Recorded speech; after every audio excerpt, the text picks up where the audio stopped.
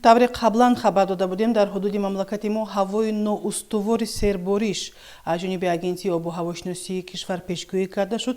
ва бояд қайд намуд ки гарчанде ки фасли баҳор фасле ҳаст ки дар он вақт боришот меборад ва албатта маъмулӣ аст, лекин бояд қайд намуд ки боришоте ки имсол шуд ва пайдарҳам шуд барои рух додани баъзе аз ҳодисаҳои табиӣ хеле ва хеле мусоидат кард, аз он ҷумла ба фаромадани тарма, баландшавии сатҳи оби дарёҳо, омадани сел, фаромадани яч ва сангрезиш. Ва бояд қайд намуд ки ҷиҳати пешгирӣ намудани ин гуна ҳодисаҳо аз ҷониби Кумитаи ҳолатҳои фавқулодда ва мудофиаи гражданӣ назди ҳукумати ҷумҳурии Тоҷикистон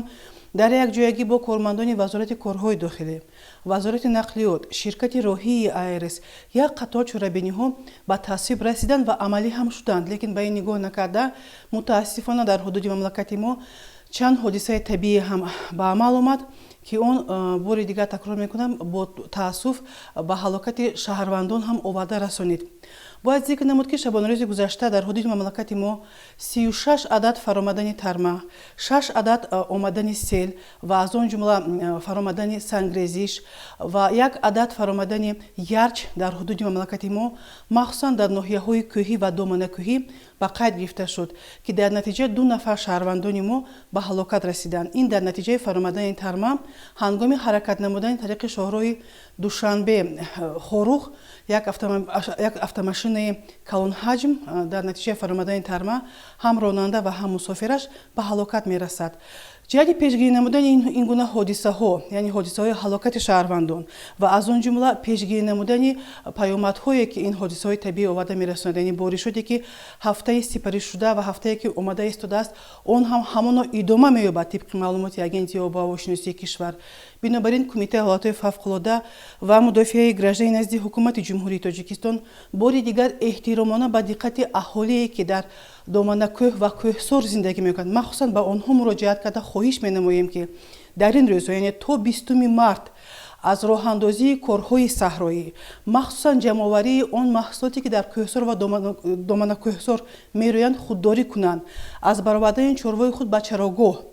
аз баромадан ба шикор ва моҳидорӣ худдорӣ созанд, чун бори дигар такрор мекунем боришоти шадиди борон дар водиҳо ва дар баландиҳои зиёда аз 2500 метр ҳамоно барфи тар идома меёбад ба рух додани ҳодисаҳои табиӣ аз қабили тармафароӣ, омадани сел, баландшавии сатҳи оби дарёҳо, фаромадани сангрезиш ва яч хеле ва хеле баланд аст. Бинобар ин хоҳишмандем аз ин корҳое ки эҳтимолияти ба ҳалокатрасии шаҳрвандон оварда мерасонанд бояд ки даст кашанд. 6 марти соли равон дар натиҷаи боришоти шадиди борон дар ҳудуди яке аз деҳаҳои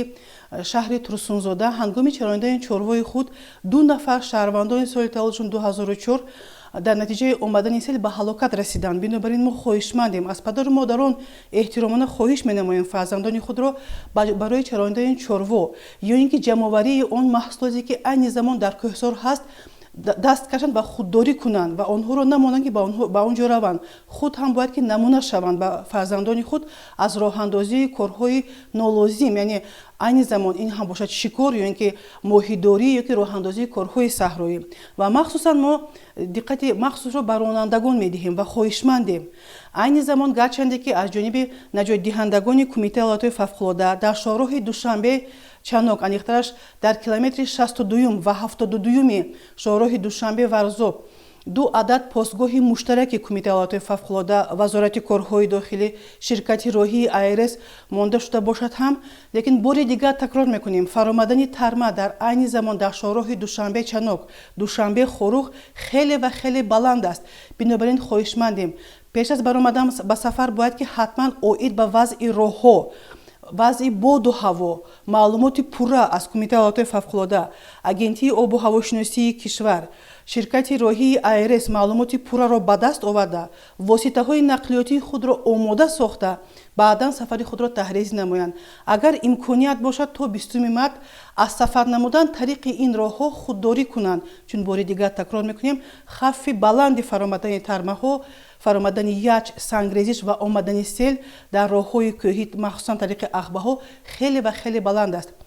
ва дигар оне ки ба диққати тамоми аҳолии ҷумҳурии Тоҷикистон мерасонем. Дар ин рӯзҳо бояд ки бо дарки баланди масъулиятшиносӣ муносибат намуд нисбати ҳам ҷони хеш ва ҳам наздикони хеш. бояд он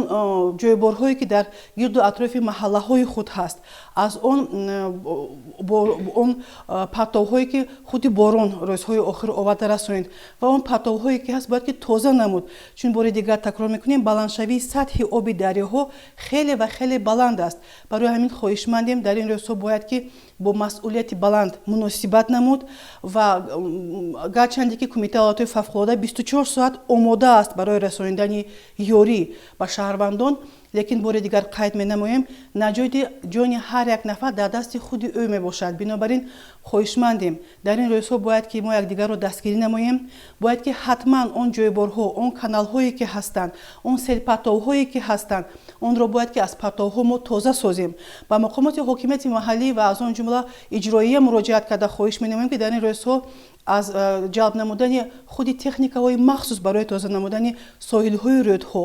каналҳо ва ҷойборҳо ҷалб намоянд, то ин ки аз оқибатҳои офати омадани сел мо эмин бошем. Бори дигар хоҳишмандем дар ин рӯзони то 20 март, то омадани наврӯз мо бояд ки омода бошем ва чун бори дигар такрор мекунем, он анъанаи хуби тоҷикон ки то омадани наврӯз тамоми кӯчаҳоро тоза мекарданд, омода месохтанд хонаҳои истиқоматии худро. Бинобар ин хоҳишмандем ки дар ин рӯзҳо барои боз ҳам эмин нигоҳ доштани хонаҳои истиқоматӣ, аз ҳама муҳимаш саломатӣ ва ҷони худ бояд ки бо як масъулияти баланди шаҳрвандӣ муносибат намуд. Ва албатта ҳар як шаҳрванд ҳангоми рух додани ҳодисаҳои табиӣ ё ин ки техногенӣ метавонад ба Кумитаи ҳолатҳои фавқулодда ба рақами ягона 112 ё ба қисми навбардории Кумитаи ҳолатҳои фавқулодда ба рақами 93 880 28 19 дар тамос бошад. Ҳаминро зикр кардани ҳастам ки аз аввали сол то ба имрӯз дар ҳудуди мамлакати мо дар натиҷаи боришоти барф дар худи маҳаллаҳои ноҳияҳои кӯҳӣ зиёда аз 400 адад фаромадани тарма ба қайд гирифта шуд. Ва бори дигар хоҳишмандем, мо кӯшиш карда истодаем ки тамоми бехатарии ҳаракати шаҳрвандонро ҳангоми ҳаракат намудан тариқи ахбаҳои кӯҳӣ ё ин ки шоҳроҳҳои кӯҳӣ таъмин намоем, лекин хоҳишмандем ҷиҳати пешгирӣ намудани ҳодисаҳои нохуш пеш аз баромадан ба сафар ҳатман бояд ки маълумоти пурра гирифт ва безарурат ба ин тариқи роҳҳое ки айни замон хавфнок ҳастанд ҳаракат накунанд.